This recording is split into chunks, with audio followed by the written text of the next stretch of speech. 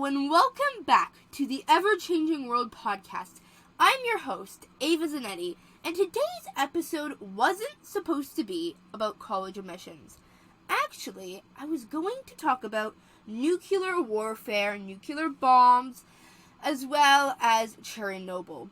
And if you are looking at the date that this episode is published, it should be March 22nd, 2022. And if you know anything about March 2022, you will know that there is a war currently going on in the Ukraine with Russia and the Ukraine. There is currently a huge war going on. I have done a podcast episode 2 weeks ago on the history of that conflict, and I will be doing a podcast episode soon, more about the current events. But it was kind of bad timing that I wanted to talk about Chernobyl. And in the sense that I really wasn't going to connect it at all with the Russia-Ukrainian war. I was actually just going to talk about the history of nuclear bombs, since I always think it's so interesting. I was going to also maybe talk about kind of, nuclear power plants, talk about Chernobyl, which is obviously the huge center where, if you go stand in there for too long, the radiation will hit you and kill you. So, these kind of natural phenomenons is something that I really wanted to talk about today. And as I always do with all of these episodes, I always go and talk to my mom.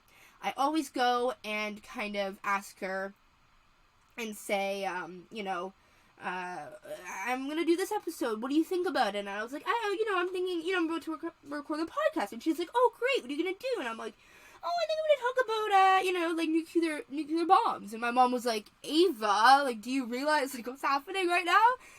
And obviously I knew Russia and Ukraine war was happening, that thought hasn't left my mind. But then I kind of realized it would be a really bad place and bad time to talk about it. And my mom said, don't talk about stuff that's so dark right now, right? It's a really dark time. I mean, in the world, I'm going to be honest, I talk about a lot of maybe darker topics on this podcast. I talk about current events a lot, and usually current events can be very dark, right? There's horrible things happening in the world all the time. So, adding a little bit more fuel to the flame, a little bit more gas to the flame might not be the best thing right now. And I thought, maybe this week, instead of talking about dark humor as I did last episode, or talking about Russia-Ukraine, or talking about all these different things, maybe I'll take a back seat and talk about something that still is really relevant, and is always relevant. And that is college admissions. So I thought this would be a little bit lighter. I'm going to do a really quick introduction before I get into that. But, so today I'll be talking about college admissions, both in Canada and the States. Mainly the States, but I will probably spew it a little bit about Canada, since I live in Canada, but I am an American. I was born in the States. So I will be applying to both when it is my time to apply to university or college. So I will get into that in a moment, but I want to do a quick little introduction. And that introduction I usually do, every podcast episode, if you don't know, if you're new here, I always talk about the book I'm currently reading. And guys, I'm still reading the same book. I know I have a book for English that I need to read. Currently I'm annotating it. It's called A Lesson Before Dying. It's really amazing. Highly recommend. I'm currently annotating it though. So I haven't started any new books, but I do have a few kind of noted in my room right now. I have tons of books that I need to read, and I have a few that I really want to read. I have a few bookmarked, and I have a few that I might buy at the mall soon. So I am really trying to get back into reading. It was a very hard thing to do with school, and I'm currently off for March break right now. My school is 2 weeks off, which is really nice, but I'm on my final week. So that means I actually need to start doing work again, which kind of sucks, but, it's all in good nature, it's all in good fun. Learning is always great, and obviously once I get back into the routine, it'll feel fine. And as well, I also did want to talk about the mask mandates really quickly. This is really all relevant news right now, but, it's good to talk about it. So in Ontario, I live in Ontario, Canada, they have just removed the mask mandate. Everywhere in Ontario has been mandatory to wear a mask to get service, to go into anywhere, to school, anywhere. And they finally have lifted that today, March 21st, 2022, and it's been so exciting. I'm not currently at school. Next weekend I'm school. And I really want to talk about this really quickly, because I do want to talk about what I think is a good idea. I think everybody should do what they want, truly. It is your decision if you're comfortable wearing a mask, if you're comfortable not wearing a mask, all you. I'm going to personally talk from experience about what I'm going to do. Today, I currently have to go on a little adventure to the bank since I need to deposit some money. So when I first went into the bank, I was kind of scared and I put my mask on. But I went to Tim Hortons after, and if you don't know what Tim Hortons is, that is a Canadian coffee shop. It's a huge chain all across Canada, and I think the States has a bunch as well. Really amazing. Love it. Highly recommend Tim Hortons. It's a staple, Timmy's, as we like to call it. But I went there to get a nice coffee, and I just didn't wear a mask. And it was so freeing. I have to say, it was really freeing.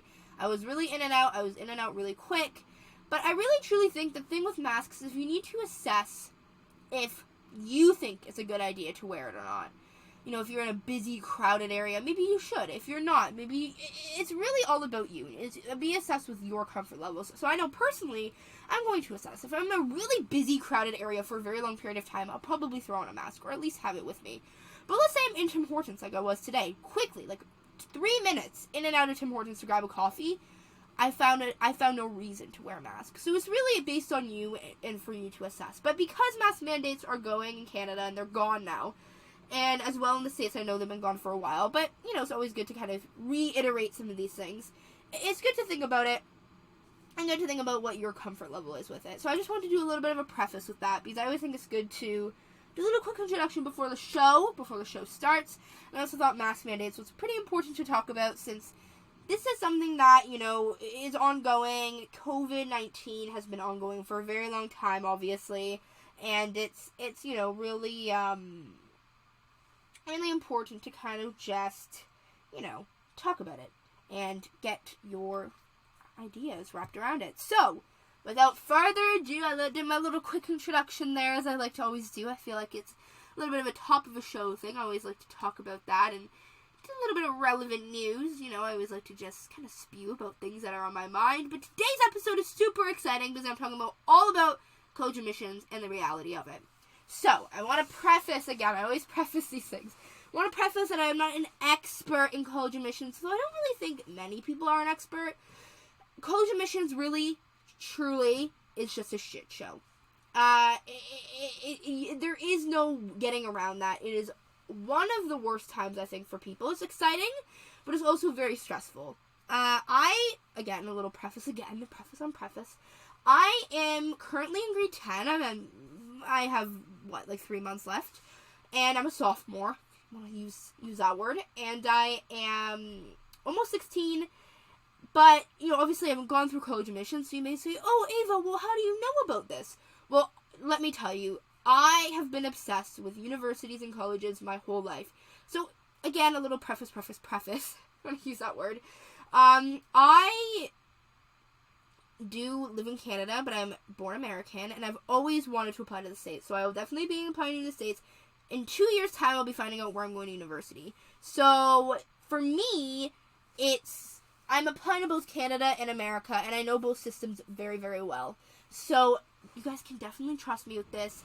Obviously, I'm going to be talking a lot about the SATs and how those are kind of getting phased out, talking about competitiveness and how crazy it's getting, as well as different things that I personally think you need in your college application. And obviously, I'm not an expert. I haven't gone through it, but I definitely know my stuff. I have been obsessed with universities since I was like nine years old. I have been researching them. My first university love was in grade 5. I was just turned 10.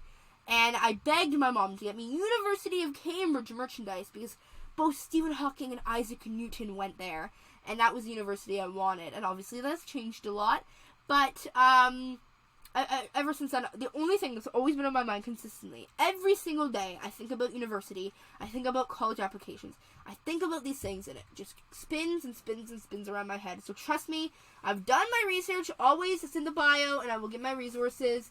And as well, college admissions is such a crapshoot that there is no formula to how to get into Harvard, how to get into an Ivy League. I'm not saying I know anything about doing any of those things. I mean, maybe in 2 years' time, when I get into university, I'll probably do another college application podcast episode, and I'll probably talk about how I got into whatever university that I got into, that I chose. But, you know, it's still important to look at the college admissions process at every step of the way. And I know people that are currently going through it right now, and I do know a lot about this. So trust me. And as well, if you are currently a senior and you're finding out your college applications, because today is March 21st, this will go up March 22nd in the morning. College applications are almost complete, right? Ivy Day is March 31st this year, when all the Ivy Leagues put out their, acceptances. So, we're almost done. We're almost at the end, right? So we're almost done. So if you are a senior, I also highly recommend listening to this episode, maybe to lessen the blow of your acceptances, right?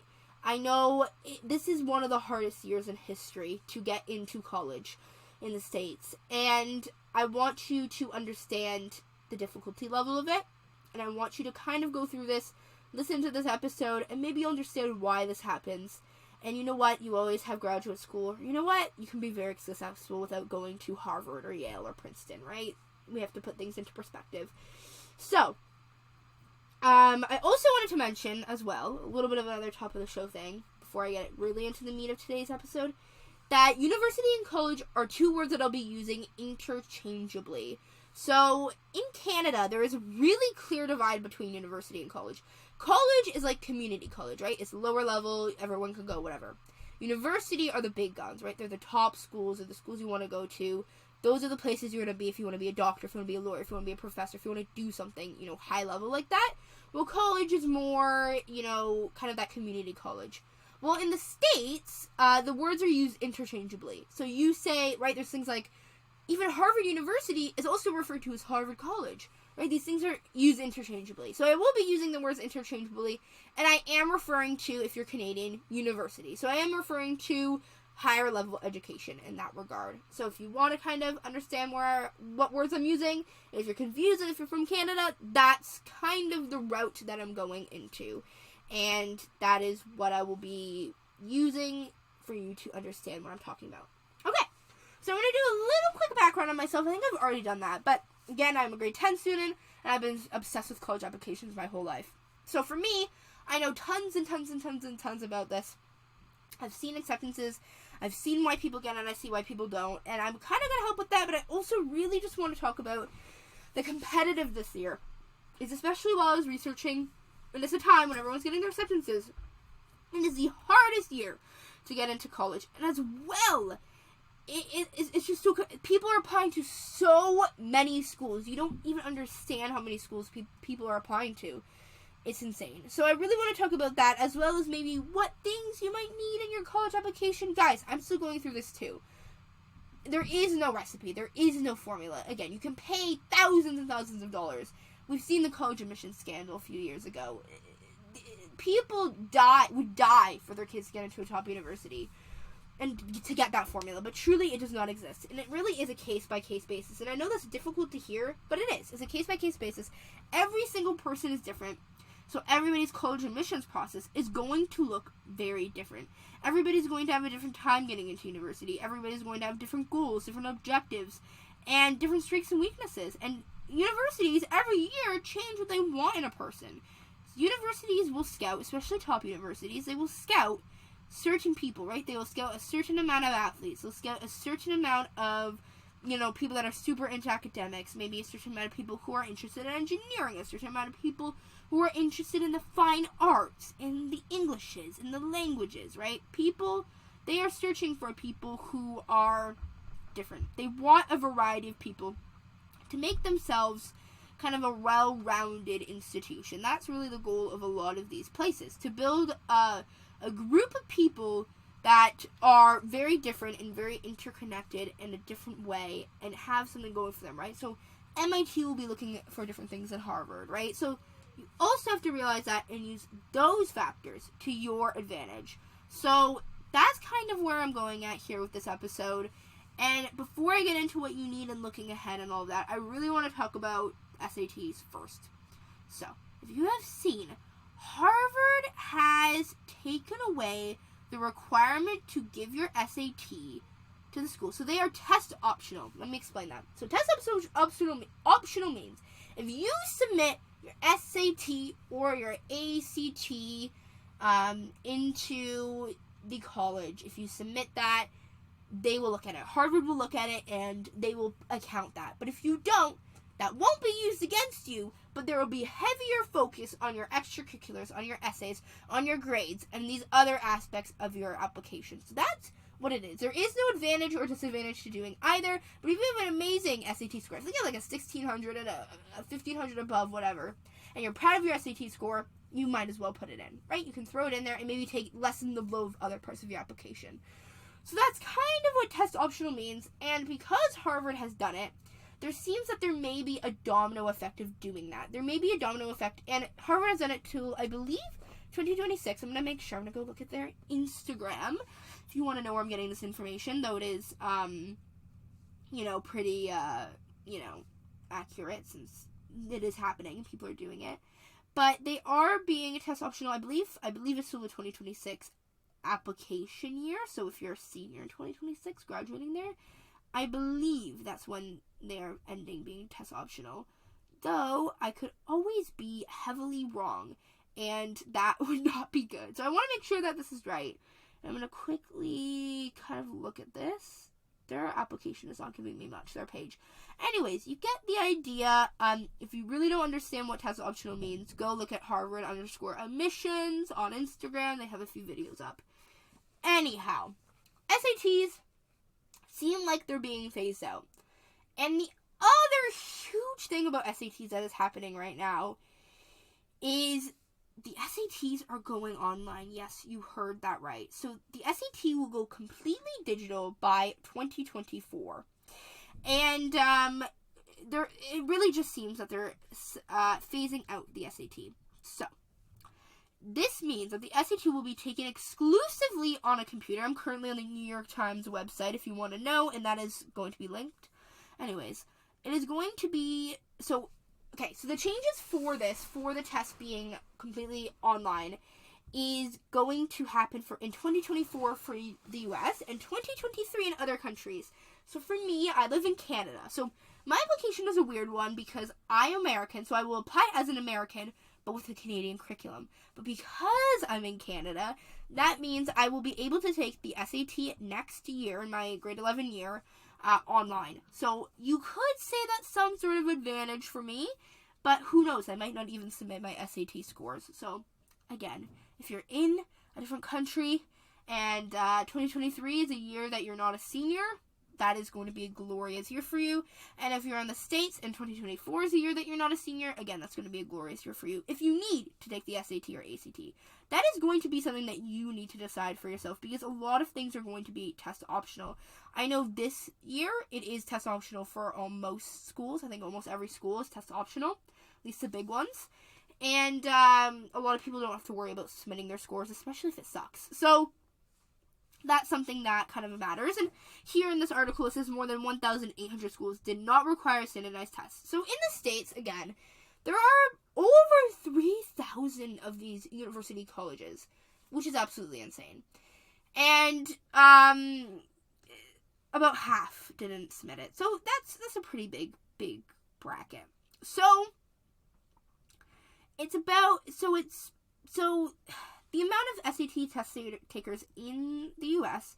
has declined from 2.2 million high schoolers who graduated in 2020 to 1.5 in the class of 2021. Again, we were in COVID, so that kind of makes sense, that number.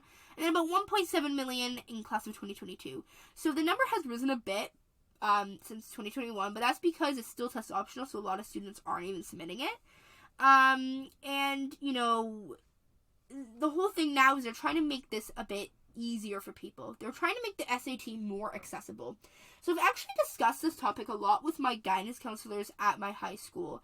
And what they say about the SAT is that it's a very weird test. So the first thing you have to note about this test is that it is expensive. It does cost money.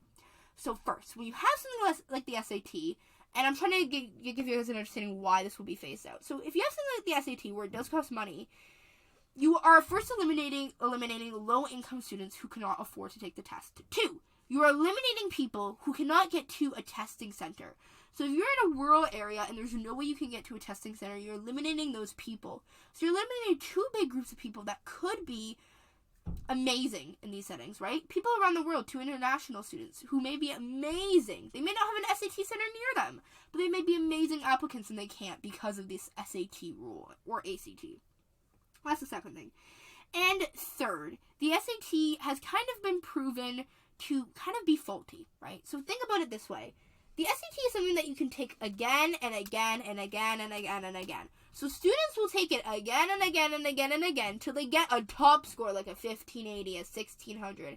SAT is out of 1600, by the way. So students will take it again and again and again and again just to get the score. So you're really not judging them based on their true score. You're judging them based on the score that they've done it multiple times and they've stressed over multiple times to get this amazing score. So again, that's another faulty aspect. You can't really trust the numbers because the numbers lie, because people keep taking it over and over and over again, which really leads to a disadvantage to other students who might have only taken it once. Or maybe there's someone who's really smart and taken it once and they got a 1600.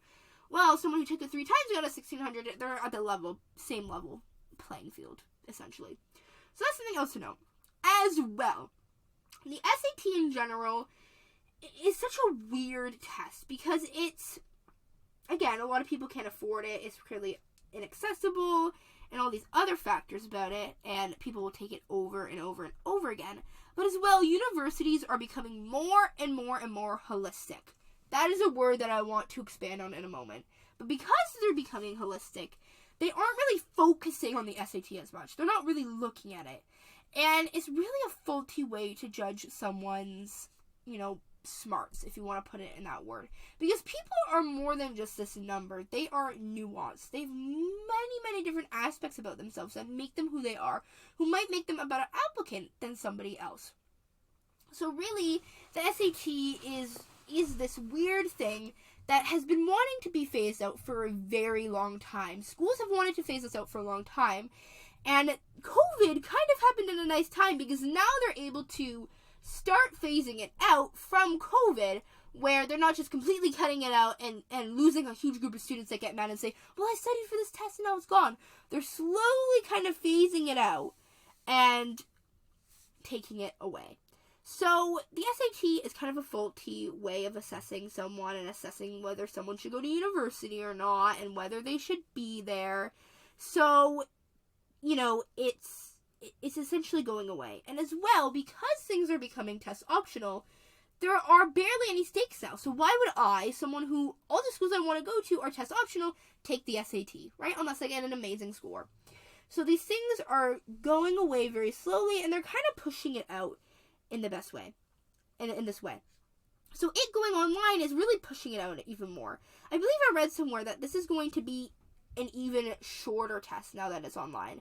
And obviously it being online, people said it was less stressful for them, and that's why they're kind of moving it there, and it's going to look different and all these different things.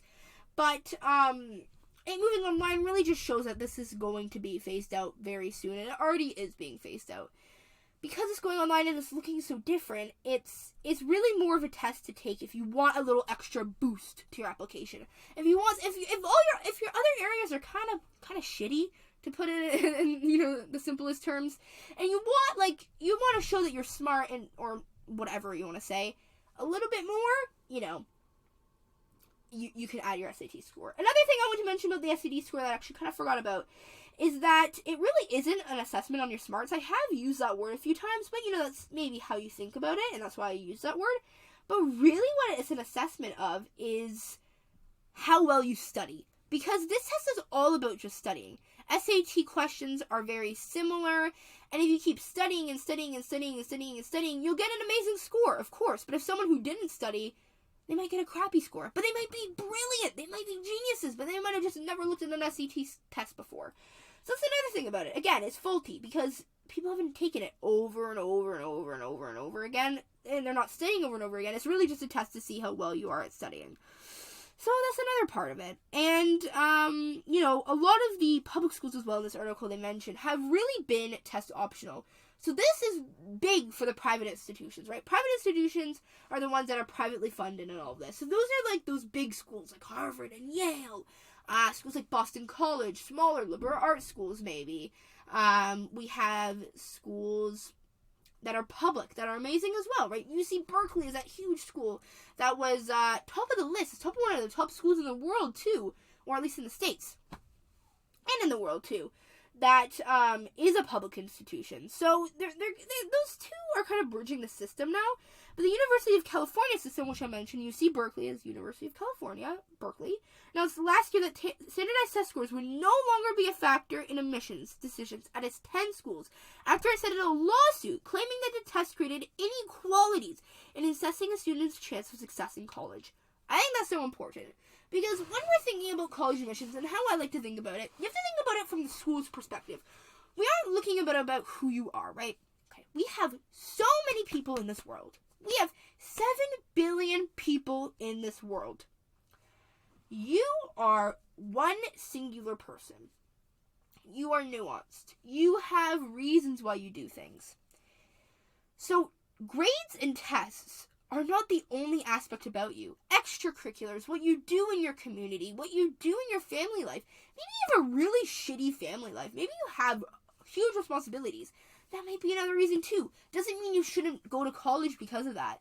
That's not fair. We need to assess people based on a whole view, and that's holistic. So holistic, as I mentioned before, and I didn't really mention it, but I wanted to mention before, holistic application is when you look at someone not just based on numbers. You don't just admit everyone who has an amazing, perfect SAT score. You don't admit everyone has a 4.0 GPA. No. You look at every single aspect of their application. How I like to think about it, when universities are looking at you, the first thing they do is look at your test scores. If they're a really selective school, they might cut you off if you're a lower test score, or now GPA, right? So they'll do that first, or, other aspects which I'll mention in a moment. There's so much about this. I could talk about this for hours. But the first thing they'll do is they'll look at your grades, okay? And if you aren't in that pool, maybe they'll put you in the maybe they'll put you in the no, whatever. The next aspect they're going to look at is your extracurriculars, your essays, your teacher letters. And that's a big portion. Because everybody, let's be honest, has amazing grades. Everybody has amazing test scores at these top universities, right? Everybody who's applying here, all your competition, are going to have the same things as you. Essentially, they're going to have very similar things as you. They're going to have very similar test scores. So when students really stress about those aspects, of course you want amazing scores. You want a 4.0 GPA, or as high as you can get. But when you just stress about that and do nothing else in your life, you are not a good applicant. Because universities, especially in the States, as I preface, do not care about that. Everybody has amazing scores. That's only the first step. You need everything else to get into an amazing university. And that's really kind of the big factor about it that you want to think about. So in terms of holistic, when you're looking at that, yeah, sure, test scores, grades, great. That's only a small fraction of it, because you have extracurriculars, you have essays, you have teacher recommendations, you have your family and personal life and your situation at home. You have all these other moving gears in your application that paint a bigger picture for college admissions, workers, right? You paint a bigger picture for them.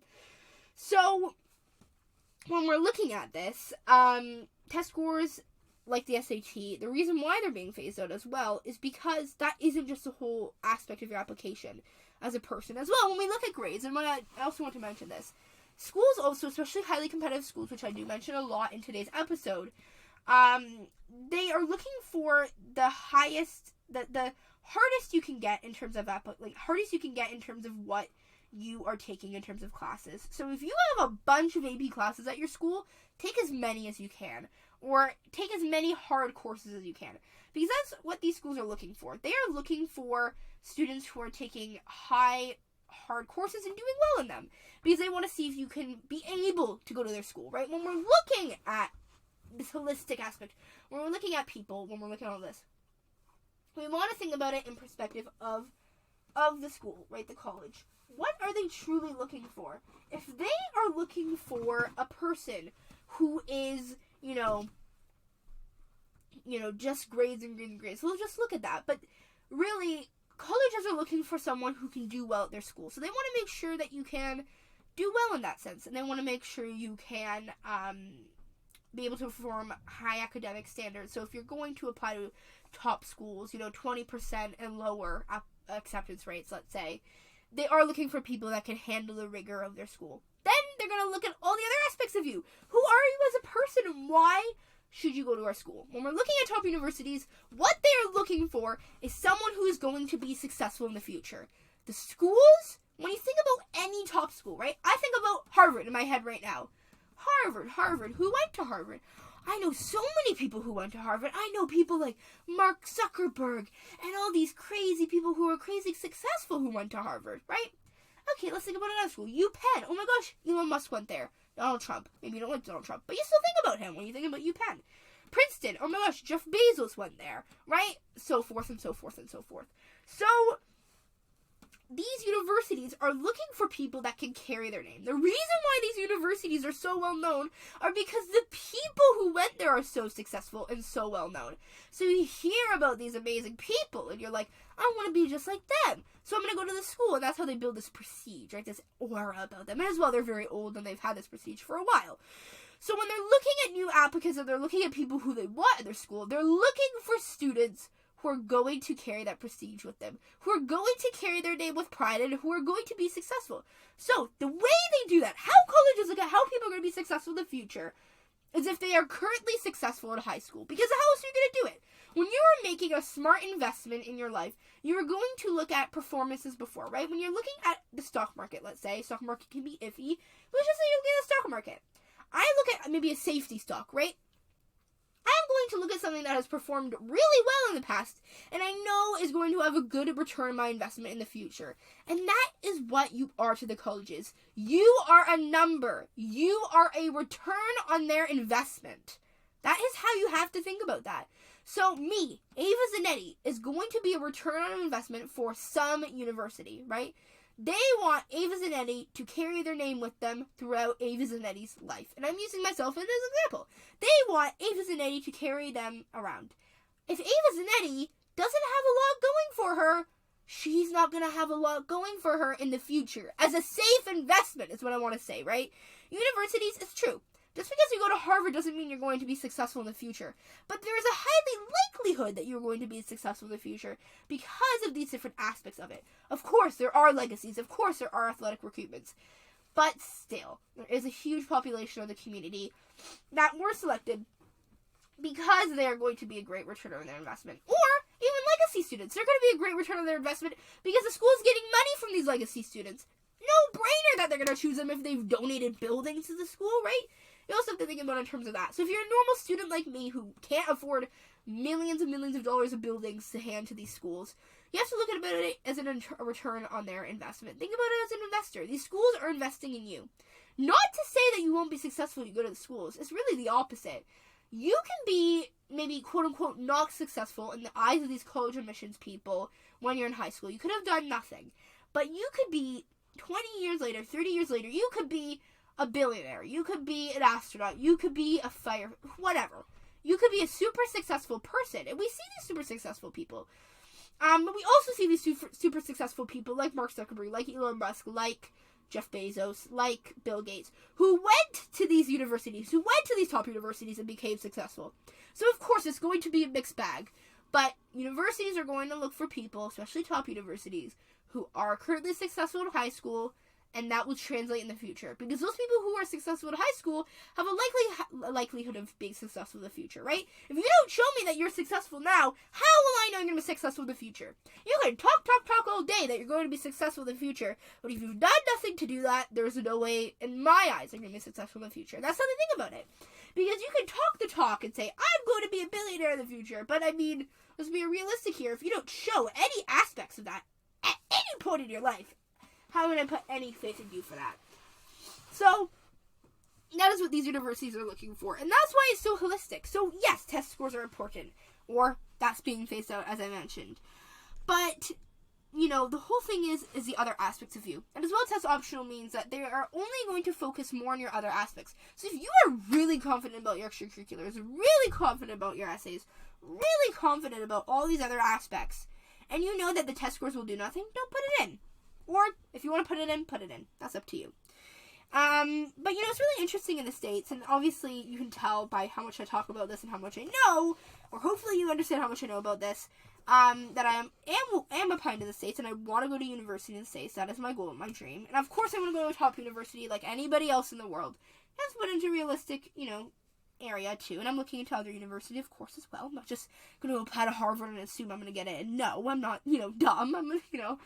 Harvard has a 4% acceptance rate, but, of course, there's no harm in trying. But that's the other part, too, that I want to mention, is the competitiveness, and it's how many people are applying. So, in university, you want to, when you're applying, you want to look at many aspects of yourself, and you want to do the best that you can in every aspect. So, if I am in a club, it is not enough just to be a member of a club. There are members of clubs everywhere, but it is more to be the president of the club, and it is also more to expand the club somehow in some degree. That is what you want to do. You want to be the best you can in whatever aspect it is, right?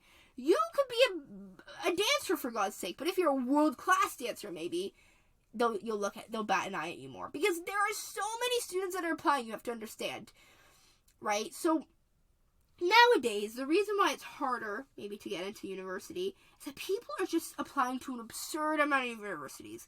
Back in the day, people would apply to, 2, 3, maybe. Nowadays, people are applying to 20. Upwards of, 50 universities for this application process, which is absolutely insane. 20 universities, right? In the States, you have a crazy amount of essays that you have to do, right? If you've gone through the process, research that aspect. I'm not going to explain essays to you, but you have so many essays to write. There's so many essays, and sure, some of the questions may be similar, but that's still 20 universities is a lot to do. And I'm saying 20 universities because I'm sure I'll probably near that number.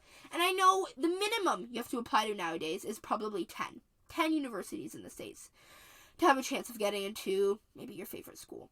So, people are applying to just absurd amount. As well, yes, there are over 3,000 universities, colleges, whatever you want to call it, in the States. But you also have to remember, there is only a handful, maybe 100, 200, 300, that are big names that people know, right? Or people will gravitate towards. So, there are so many applicants for these top universities, right? There's 50,000 applicants to Harvard a year, and they only, enroll 2,200, I believe, something like that.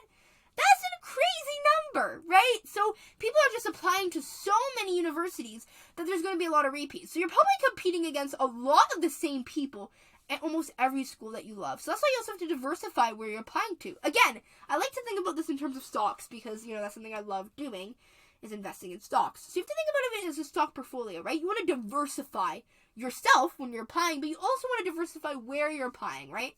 So yes, you want to diversify who you are as a person, make things stand out, oh yeah, I'm really great at this, right? Or, whatever. You want to be well-rounded, but you also don't want to be too well-rounded. You want to have a spike, quote unquote. A spike basically is something that you do really, really, really, really, really well and is super impressive to colleges, right? So you want to have that too, because it's not enough just to be a member of a club. It's not even just enough to be a president of a club. You have to do a lot more to really stand out, and I'm really talking about top universities, right? Obviously, I'm putting that into context because I know a lot of people, that's what they look for in terms of college admissions. And for myself, too. That's what I look for. Anyways, as I was saying, in terms of stocks, you want to diversify your application, who you are yourself, but you also want to diversify where you're applying. So yes, maybe I'll apply to a few of the Ivy Leagues. Maybe I'll apply to all of them. Maybe I'll apply to 20 top universities. Who knows? Whatever. Just give me an example. But you also want to do safety schools, and you also want to do target schools. So my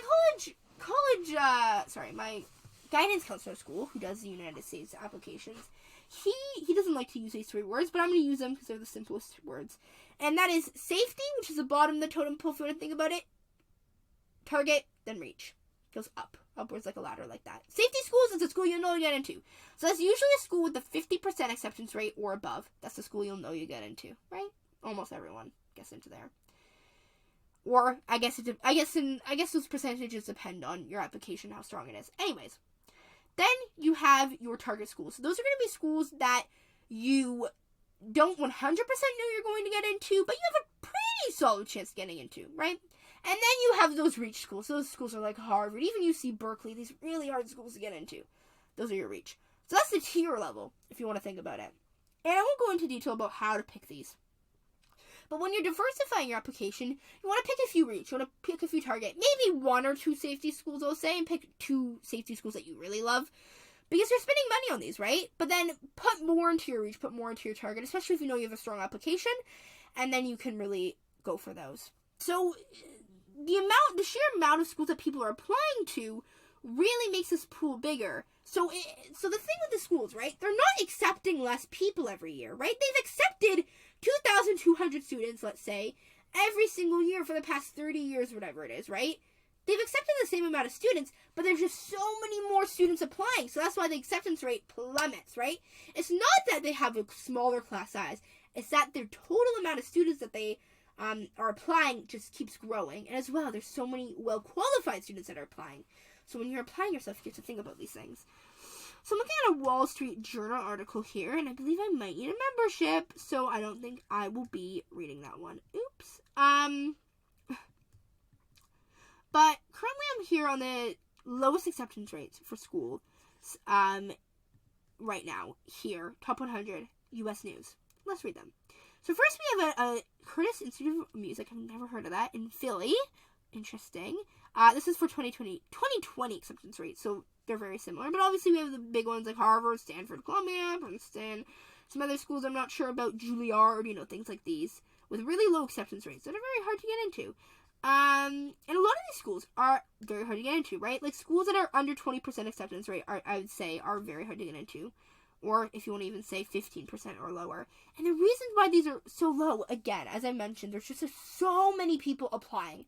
So if you currently are a senior, if you're going to be a senior, I'm going to be a senior in 2 years. So I'm going to have to maybe I'll listen to this episode again to remind myself what I need to do before I apply. Or maybe remind myself, hey, Ava, maybe don't be too hard on yourself if you don't get into a school you love. Because there's just so many people applying, and people have to, because there's so many people applying to so many schools, you have to keep applying to more. So that just keeps upping the amount of students that are applying to schools, which just keeps putting down the percent of students that get in. So when you're applying, put into perspective, right? There's so many students that are in. Doesn't mean you're less of a person that you didn't get in. Maybe your application wasn't as great as it should have been. Maybe this, maybe that, maybe that. But maybe it's just the amount of students that are applying. So don't put yourself down if you don't get into a top school, if you don't get into one of these schools. Because it's hard for anyone. Harvard, Princeton, Yale, all these schools, it's just hard for anybody to get in. Let alone during these times when so many people are getting in. As well, okay, another thing. I'm reading Prep Well right now. There are more international students. I am not technically an international student when I'm applying, but there is a lot. But they don't really accept many international students. So I don't love this point because schools don't accept that many international students. So blaming it on the quote-unquote, immigrants is kind of stupid because there's really not that many that get in. Anyways, there's so many people applying, as well as they said college rankings, all of these different things. And as well, something that I do want to mention, this is a really good point. College is the new high school, so a 4-year degree has been necessary to survive and thrive in today's knowledge-based economy. This is a quote here from the website.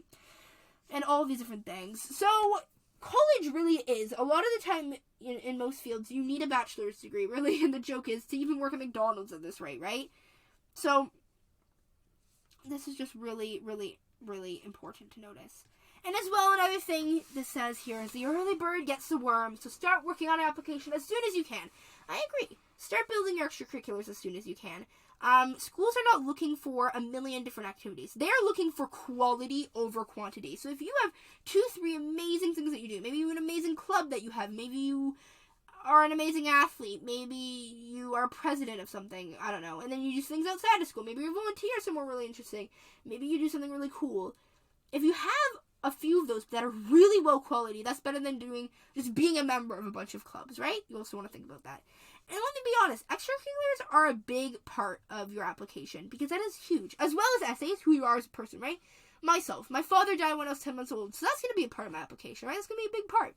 And there's different scenarios for different people. So there's also those things that when you're looking at college admissions. So, okay, looking ahead, I've talked a lot about college admissions, different things you need. Obviously, talk to your guidance counselors. Maybe they don't know a lot, maybe they do. I'm not sure.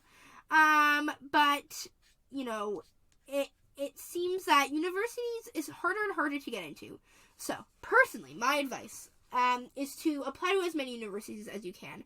I know it can get expensive if you're in a low income bracket. I know there's a lot of, I think there is schools that pay for you. There's a certain thing you can fill in the Common App where it makes it free for you to apply. So do those. as well. Just apply to as many as you want, but don't overload yourself, right? Apply to a few safeties, apply to a few target, apply to a few reach, and really make sure your application is high quality. Don't rush it. Don't do it last. Don't do it the night of applying, because there's no way you're going to get it if you do it the night of, right? Really just focus on, diversifying your application, making yourself well. And again, I agree with that article here, that it says, oops, I'm so sorry. I'm so sorry I got a iMessage that beeped. Oops, super sorry about that one. But looking ahead, really just think about these things and,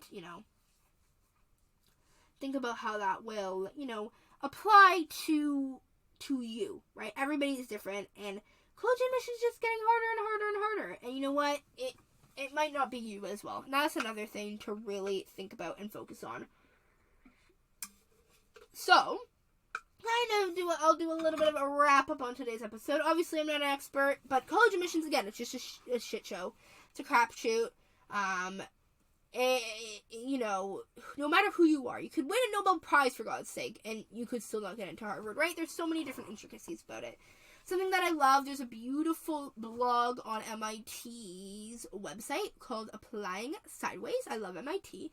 And they talk about how applying to MIT, and this can be applied to any university, apply sideways. Do things that you love. Don't do things for applying to university just because you think it's going to get university. Don't do Model UN. Don't do DECA. Don't do these things just because you think you're going to get in, right? I did Model UN grade 9. I hated it. Quit it, right? Don't do these things that you hate because you think you're going to get in. No, do things that you love, because truly what you're going to remember from high school, yeah, sure, you might get into a top university, but what you are going to do, no matter if you get in or not, as long as you're doing something that you love, it's not time wasted. That's super important to note. And if you do things that you love to a very high quality, there is a more likely chance that you are going to get into a top university than if you do something you hate and you kind of half-ass it and you kind of just go through it and you muddle through.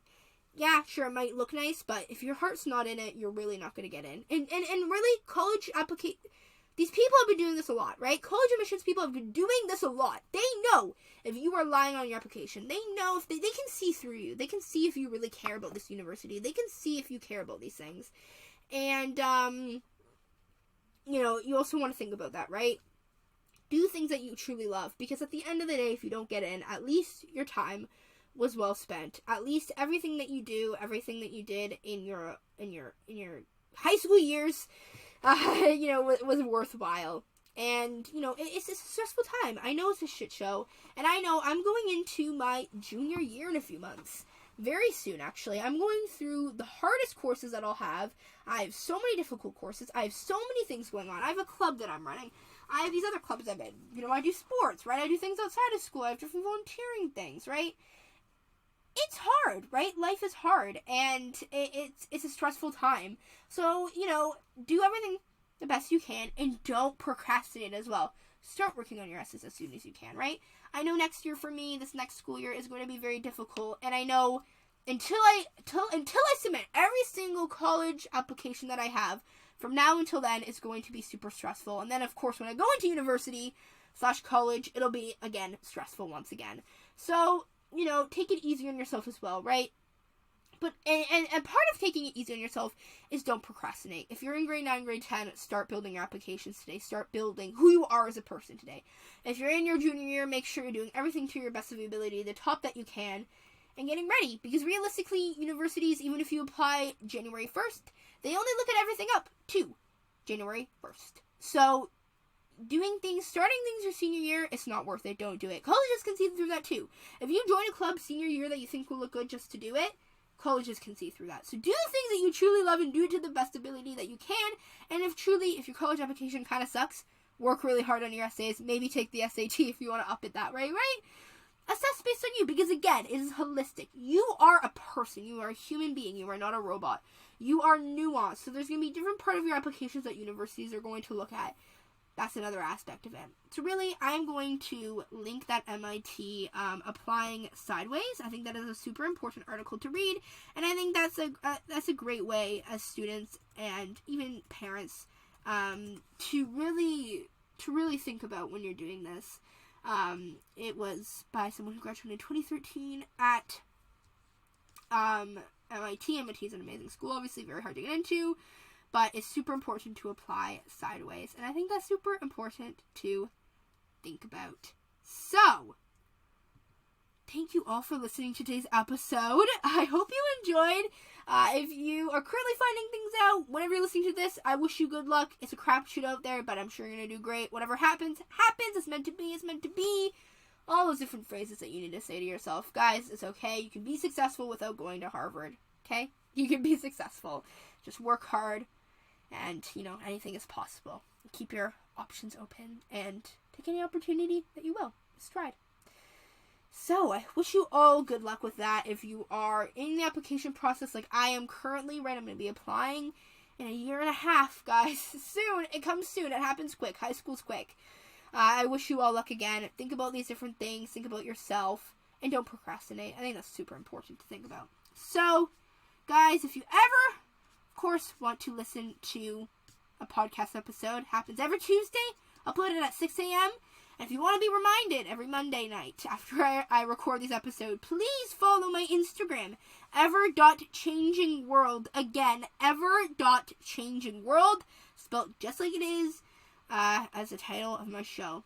Twitter is everchangingwor, everchangingwor. I do want to mention this one doesn't really get updates too much, so if you really want to look at my Twitter, do Cambridge, CAMBRIDGE _BOUND. Cambridge_bound is when the episodes are uploaded. It automatically goes through. So if you want to get updates through that way, follow Cambridge Bound. I got to figure out how to transfer all of that information to the Ever Changing World account. So I'll figure that out, guys. Don't worry. My website, which you might be listening to on right now, but that's okay, is shows.acast.com/ever-changing-world. Again, shows.acast.com/ever-changing-world. Okay. Thank you all so much for listening to this episode. I wish you all good luck with your applications. And congratulations to everybody who's gone through this process. And good luck to you. I'm sure I'll do an episode on this when I get into a university. Probably 2 years' time. So keep tuned for that, guys.